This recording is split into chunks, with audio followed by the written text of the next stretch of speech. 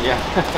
Sudah siap ya? Terima kasih Mas Sudu. Terima kasih banyak. Terima kasih banyak. Kemudian. Kabar? Apa kabar? Alhamdulillah. Sehat Pak ya? Sehat. Alhamdulillah. Makin keren lah ini badannya. Alhamdulillah.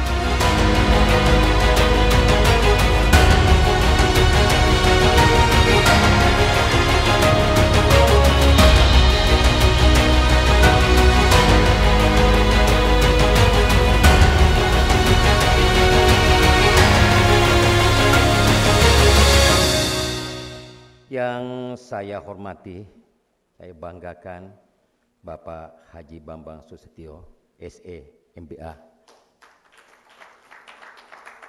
Ketua Majelis Permusyawaratan Rakyat Republik Indonesia. Yang saya hormati Bapak Haji Agus Harimurti Yudhoyono, MS, MPA, MA, Ketua Umum Partai Demokrat. Para hadirin, handa taulan semuanya yang hadir, sahabat-sahabat, tokoh-tokoh yang para hadir. Terima kasih atas kehadirannya di dalam peluncuran buku NKRI Harga Mati. Ini adalah buku yang ke-26 saya, dan saya menyampaikan sedikit ulasan tentang buku ini. Apa itu negara? Negara adalah wadah di mana masyarakat terorganisir ya, menghuni wilayah tersebut dan kemudian mempunyai tujuan bersama untuk kemaslahatan, untuk keadilan, dan untuk kemakmuran. Itulah negara. Tujuan bernegara bagaimana dapat secara bersama-sama menghantarkan daripada seluruh rakyatnya, seluruh anggota masyarakatnya untuk mencapai kesejahteraan dan untuk menuntut keadilan di dalam perjalanannya. Oleh karena itu, di dalam Undang-Undang Pembukaan Undang-Undang Dasar 1945, ya, alinea keempat, tujuan bernegara untuk negara Republik Indonesia. Yang pertama adalah melindungi segenap bangsa Indonesia, ya, kemudian untuk kesejahteraan, mencerdaskan kehidupan bangsa, dan yang terakhir, pergaulan internasional. Itu tujuan bernegara.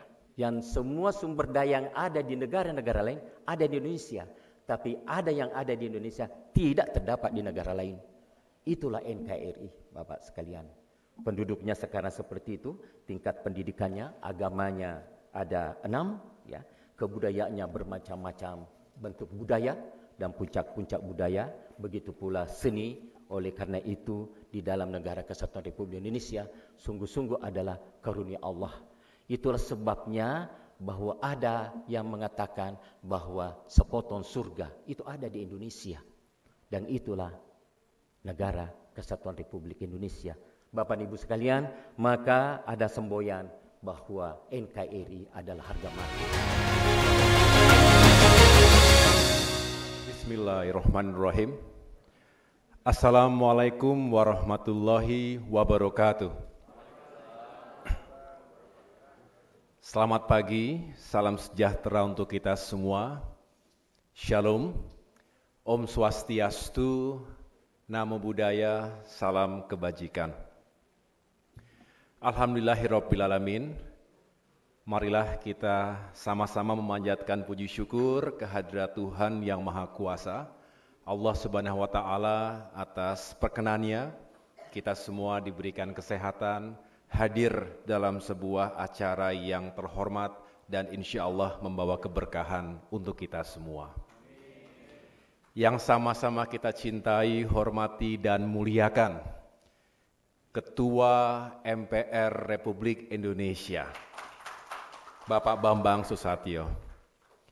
Saya juga ingin menyapa sejumlah senior lainnya, yaitu Wakil Ketua MPR RI Bapak Syarifuddin Hasan.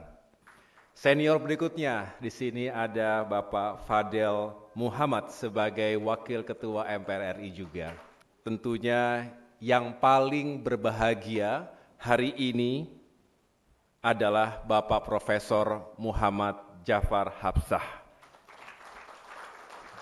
Kita sering sebutnya Pak MJH.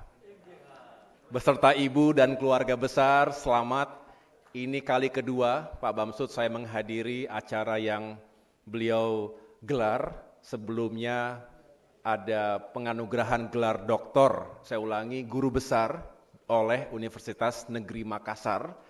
Dan sekarang saya hadir di MPR RI ini untuk peluncuran bukunya yang mudah-mudahan juga semakin sukses ke depan. Ya. Para tamu undangan sekalian, di sini banyak sekali para pimpinan dan anggota fraksi Partai Demokrat, ada Mas Edi Baskoro sebagai ketua fraksi, Pak Sekjen, dan semua mohon maaf tidak dapat saya sebutkan satu persatu, serta Bapak Ibu undangan yang kami muliakan. Saya sangat berbahagia dan tentu mengucapkan selamat sekali lagi serta mengapresiasi karya yang baru saja kita ikuti bersama sinopsisnya, buku NKRI Harga Mati, karya Profesor MJH. Jadi salut dan bravo kepada senior kita ini, dan tentunya mudah-mudahan ini menginspirasi kita, terutama generasi muda Indonesia yang lain. Jadi Bapak Ibu sekalian, saya menerima buku ini, NKRI Harga Mati, sekitar 2 hari yang lalu. Jadi Bapak Ibu sekalian, menurut saya buku ini seperti jawaban sapu jagat tentang konsepsi Negara Kesatuan Republik Indonesia. Mengajak kita untuk menyelam lebih jauh, memahami fondasi dan juga berbagai argumentasi historis. Mengapa NKRI itu ada dan mengapa harus kita pertahankan bersama. Ini penting dan saya rekomendasi Bapak Ibu sekalian nanti untuk membacanya. Yang kedua, penerbitan atau peluncuran buku NKRI Harga Mati ini sangat penting dan juga relevan untuk kita semua sebagai bahan refleksi, kontemplasi kesejarahan, kebangsaan dan kenegaraan. Bahkan saya laporkan kepada Bapak Ketua MPR, Partai Demokrat beberapa saat yang lalu, sekitar 2 minggu yang lalu, melakukan retreat di Ciawi, Bogor.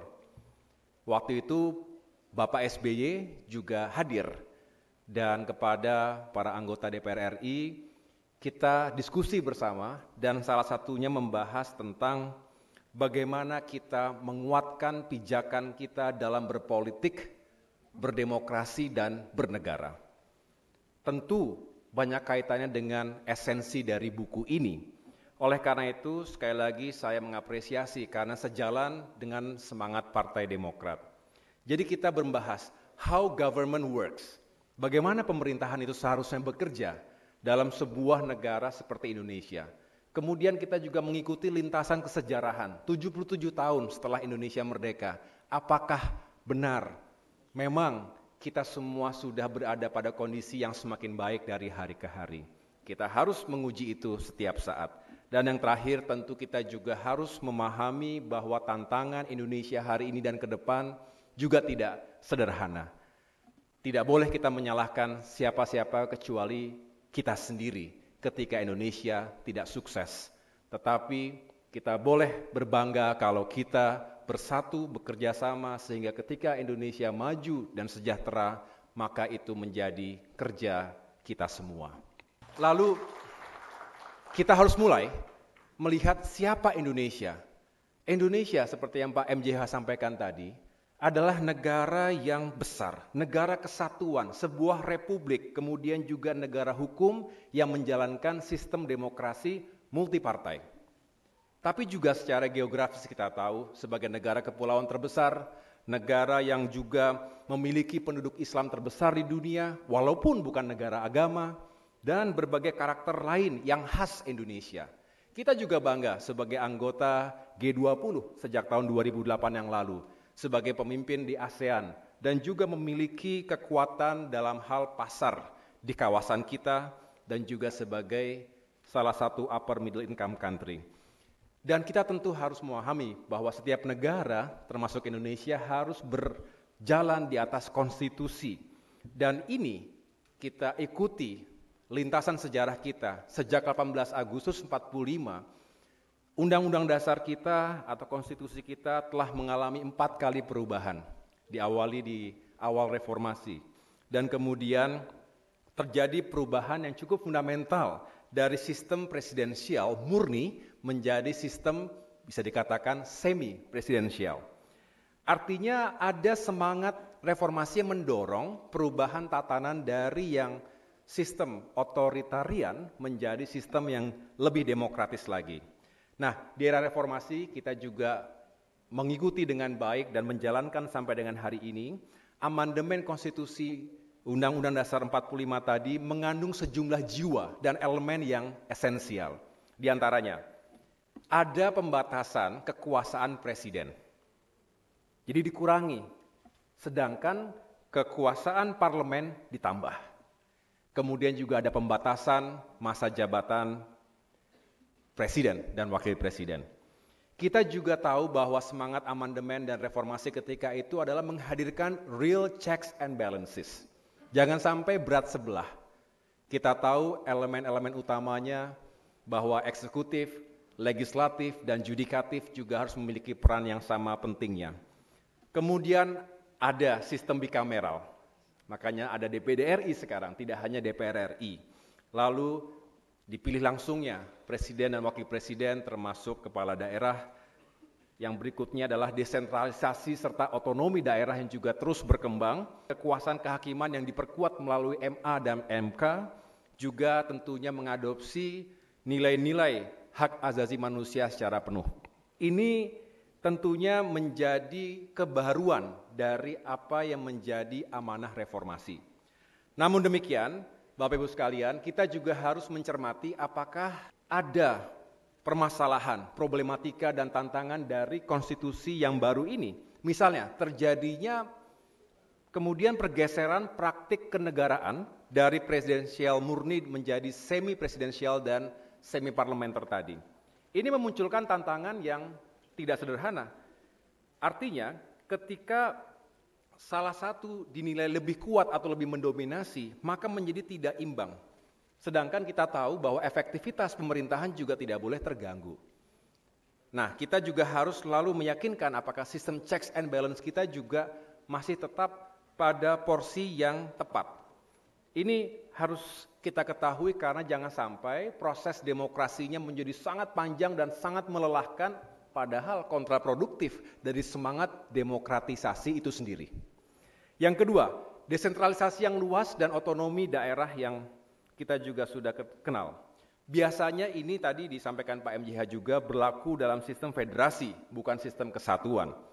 Akibatnya seringkali terjadi campur aduk antara kewenangan otoritas pemerintah pusat, dalam hal ini pemerintah dan jajaran kementerian, dan juga pemerintah provinsi gubernur dan juga menjadi kurang relevan. Karena seolah-olah akhirnya semua itu berada di wilayah teritorial tingkat kabupaten kota, artinya bupati dan wali kota. Nah, ini juga harus kita temukan solusi yang terbaik ke depan. Dan yang terakhir, sistem pemilihan langsung ini bagi masyarakat yang belum memiliki literasi politik yang memadai, ini menghadirkan berbagai masalah. Kita sekarang mengamati, tadi Pak Bamsud kita juga diskusi, politik menjadi sangat mahal, pemilu menjadi sangat mahal. Karena politik uang merajalela. Yang kedua, politik identitas yang memecah belah bangsa. Betul Bapak Ibu sekalian ya? Masih kerasa residunya apa yang terjadi 2019 dan kita rasakan sampai dengan hari ini. Mudah-mudahan dan kita harus bekerja keras agar tidak terjadi lagi pada tahun 2024 nanti. Politik fitnah, post-truth politics juga bukan sesuatu yang baru. Tetapi di era digital ini menjadi luar biasa, sulit untuk dicegah. Seringkali kita tak sadar menjadi bagian dari penyebar berita hoax misalnya, atau ujaran kebencian. Dan kita sering menjadi korban dari para buzzer yang memang ingin memecah belah kita semuanya. Nah, Bapak Ibu sekalian, selain itu dalam konteks ideologi, politik, dan demokrasi, kita juga harus memahami bahwa kini Pancasila yang sering kita agung-agungkan ini dihadap-hadapkan dan ditantang oleh ideologi-ideologi lainnya di dunia.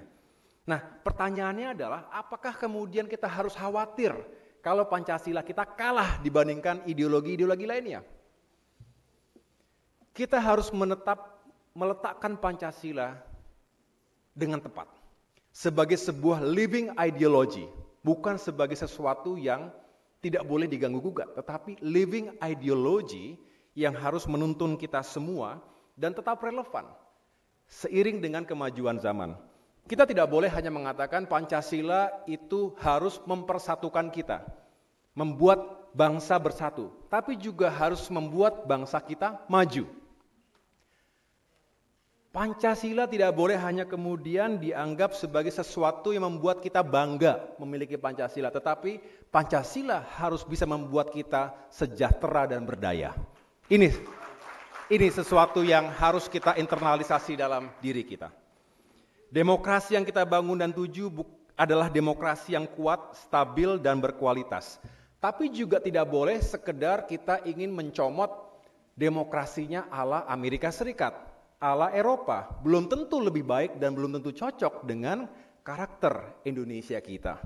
Jadi harus ada semangat membangun homegrown democracy by adopting local values.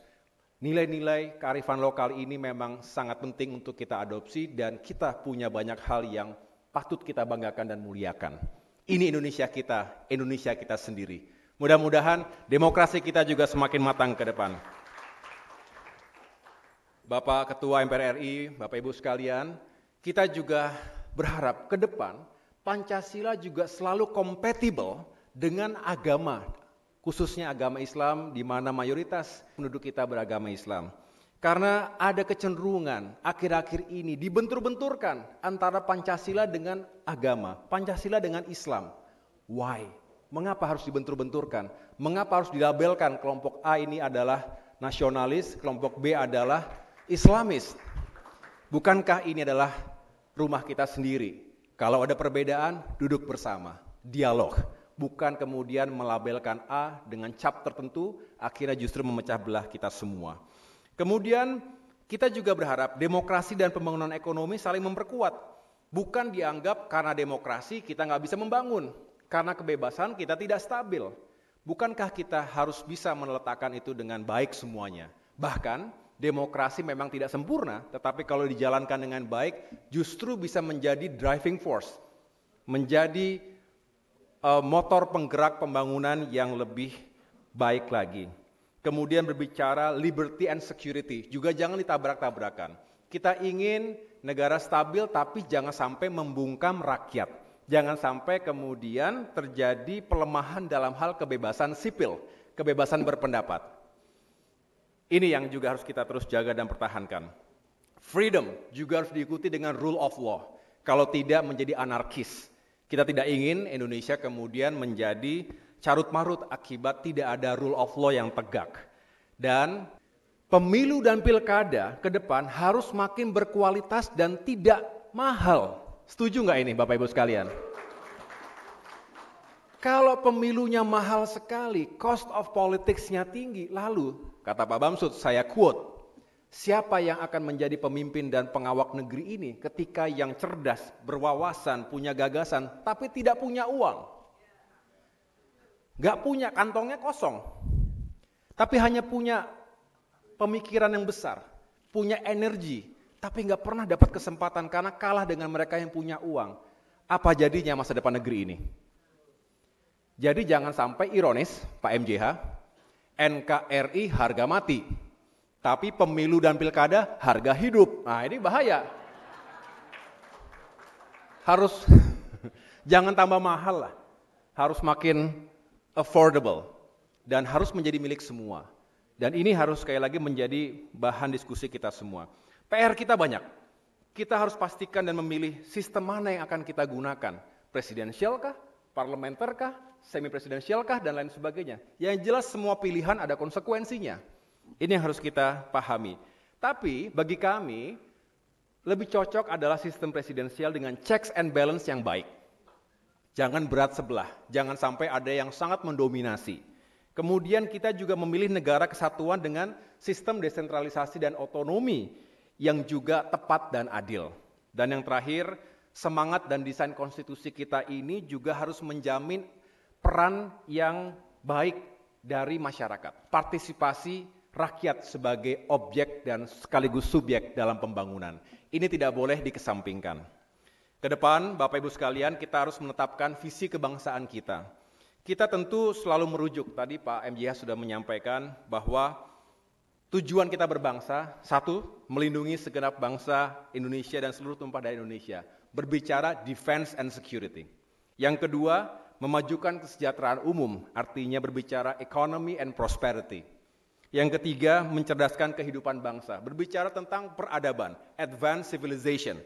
Lalu ikut melaksanakan ketertiban dunia yang berdasarkan kemerdekaan, perdamaian abadi, dan keadilan sosial. Bicara foreign policy and international relations. Ini semua sudah ditetapkan oleh para founding fathers kita. Hormat, luar biasa. Beliau-beliau itu semua. Pertanyaannya, apakah kita, generasi hari ini, masih meyakini itu sebagai tujuan kita berbangsa? Jangan sampai tujuan kita adalah berbeda atau terjadi deviasi yang terlalu jauh. Ini harus kita koreksi bersama. Nah, kami, Pak Fadel, Pak Bamsud, juga Partai Demokrat melakukan kontemplasi dan merumuskan apa yang juga kami cita-citakan untuk Indonesia ke depan. Yaitu yang pertama, Indonesia menjadi negara maju di abad 21. Amin. Indonesia menjadi negara yang kuat di tahun 2045. Amin. Dan Indonesia menjadi emerging economy di tahun 2030. Amin. Pertanyaannya sekarang, tadi kan kita harus optimis. Apakah kita yakin atau seoptimis apa setelah kita tahu dunia dan Indonesia hari ini sedang tidak baik-baik saja? Akibat pandemi yang berkepanjangan, akibat perang Ukraine, Rusia, dan juga tantangan dinamika geopolitik lainnya di dunia. Terjadi instabilitas, inflasi yang luar biasa, krisis pangan, energi, dan juga krisis keuangan. Mengganggu stabilitas dan juga pembangunan di berbagai negara termasuk Indonesia. Oleh karena itu, kita harus empati ketika rakyat hari ini susah. Di sana-sini mereka merasa harga-harga yang begitu tinggi ketika daya beli begitu lemah. Banyak yang kehilangan pekerjaan. Banyak yang juga tidak bisa menuntaskan pendidikannya. Nah, jangan kemudian kita menambah beban rakyat dengan isu-isu ketidakadilan, dengan isu-isu ketimpangan, dan isu-isu lainnya seperti pelemahan kebebasan sipil. Tetapi, Bapak Ibu sekalian, saya tidak ingin berhenti dalam sebuah pesimisme. Kita bangsa yang besar, Indonesia adalah bangsa yang siap bertarung dan menghadapi segala jenis ujian. Sudah dibuktikan lintas generasi.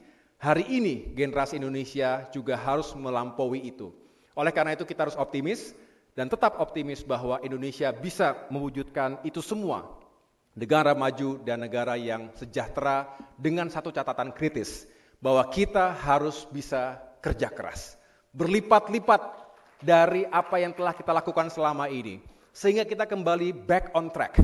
Kita kembali pada trend line positif Indonesia seperti sebelum mengalami pandemi yang lalu. Saya meyakini sesuai dengan buku Pak MJH ini di halaman 124, kalau nggak percaya cek sendiri nanti. Tertulis di situ di bagian sumber daya manusia. Disinilah saya mengapresiasi, kebetulan saya saat ini sedang kuliah juga dalam bidang sumber daya manusia. Bahwa Indonesia ke depan hanya bisa maju jika diawaki dan dipimpin oleh sumber daya manusia yang berkualitas. Memiliki kapasitas dan juga integritas. Jangan cerdas tapi tidak punya kepribadian yang baik. Tapi karakter yang baik tanpa kecerdasan intelektual juga tidak akan jauh kemana-mana. Semua harus imbang. Inilah tugas negara, memprioritaskan pembangunan sumber daya manusia, sektor pendidikan, sektor kesehatan, dan sektor kesejahteraan rakyat. Lihatlah negara-negara di dunia yang berhasil keluar dari jebakan pendapatan menengah, middle income trap, dan juga berhasil melakukan transformasi ekonominya adalah mereka yang fokus pada pembangunan sumber daya manusianya.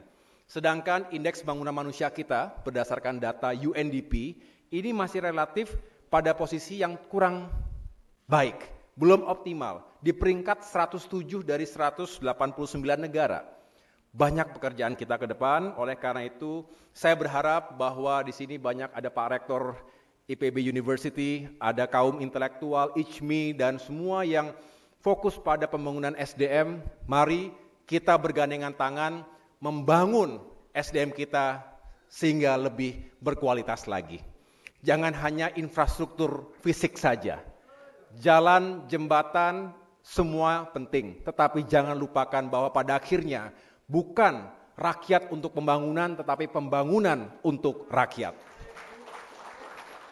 Mari kita jadikan generasi muda Indonesia yang energik, yang berkualitas, yang insya Allah akan menuju puncak bonus demografi sebagai engine of growth, motor pembangunan yang menjadi masyarakat kreatif, creative society, yang tentunya juga adaptif dan inovatif dan sebagai lokomotif dalam pembangunan ke depan. Inilah yang disebut sebagai Human-Centered Development Strategy. Mudah-mudahan, Bapak Ibu sekalian, ketika kita terus melakukan penataan dan pembenahan SDM ini, kita benar-benar bisa mewujudkan cita-cita bangsa kita. Seperti yang ditulis dalam buku NKRI Harga Mati ini. Hubul waton minal iman. Mencintai negara adalah bagian dari iman. NKRI terpatri dalam diri kita. Tetapi saya berharap mengakhiri sambutan ini, jangan sampai NKRI Harga Mati hanya sekedar sebagai jargon. Bukan hanya sekedar materi indoktrinasi, tetapi harus terpatri dalam diri kita sebagai sebuah spirit besar. Spirit yang terus menggerakkan bangsa kita dalam semangat perubahan dan perbaikan. Menuju Indonesia yang semakin aman dan damai, adil dan sejahtera juga maju dan mendunia. Insya Allah kita bisa. Demikian yang dapat saya sampaikan. Terima kasih Bapak Ibu sekalian. Sukses untuk semuanya. Wassalamualaikum warahmatullahi wabarakatuh.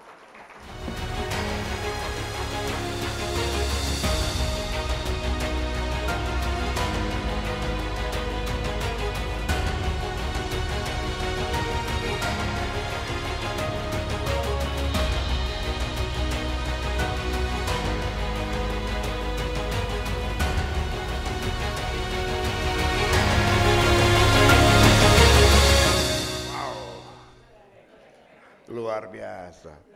Saya seperti mendengar pidato pemimpin dunia.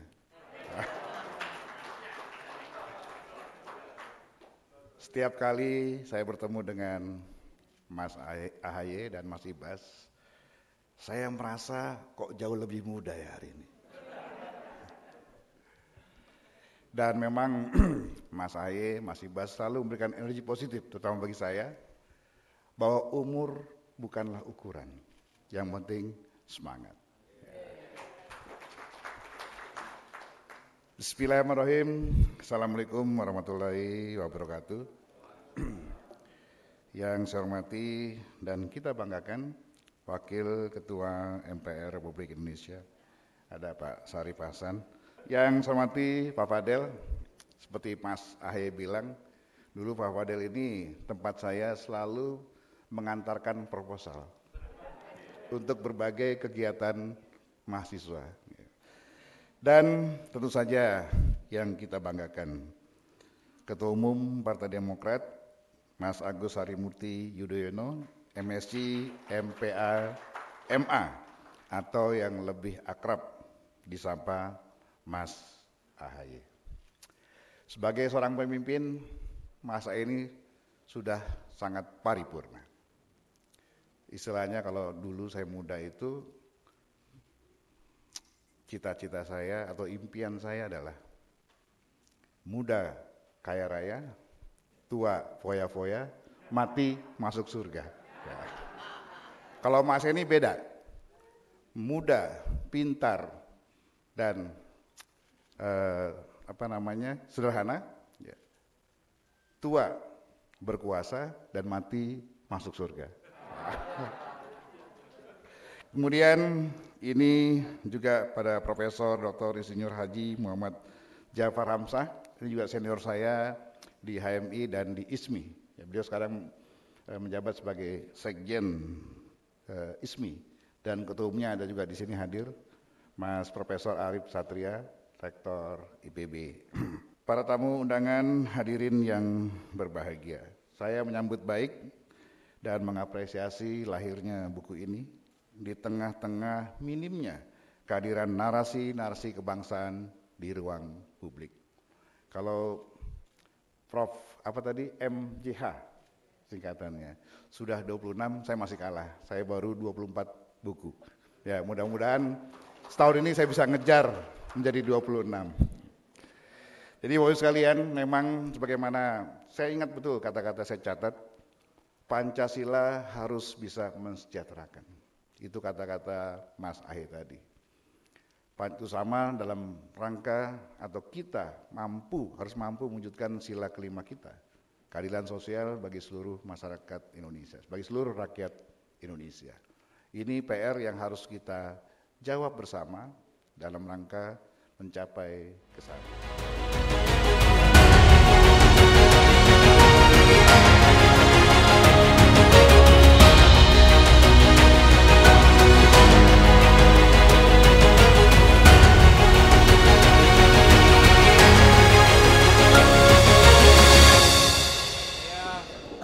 Berbahagia hari ini bersama dengan teman-teman fraksi Partai Demokrat, ada Wakil Ketua MPR RI, Pak Sarif Hasan, Mas Edi Baskoro Yudhoyono, dan yang lainnya, menghadiri acara peluncuran buku karya salah satu senior Partai Demokrat, yaitu Bapak Muhammad Jafar Hapsah, dengan judul NKRI Harga Mati. Di gedung MPR RI tadi dihadiri juga oleh Bapak Bambang Susatyo sebagai Ketua MPR RI, dan sejumlah pejabat teras lainnya di jajaran MPR RI. Saya tentu menyambut baik bahwa karya semacam ini bukan hanya sebagai referensi kita untuk terus mengingat dan meyakinkan diri bahwa kita hidup dalam sebuah negara kesatuan dan kita ingin Indonesia semakin maju dan sejahtera ke depan, tetapi juga terus menginspirasi kita semua, terutama generasi muda Indonesia, untuk terus berkarya, untuk terus berkontribusi dalam aspek apapun, termasuk kontribusi pemikiran, gagasan, dan juga yang penting adalah energi dan kerja nyata untuk Indonesia yang semakin baik lagi ke depan. Ini harapan besar dan mudah-mudahan kami, keluarga besar Partai Demokrat, juga terus bisa melahirkan karya-karya terbaik untuk bisa kami kontribusikan untuk Indonesia.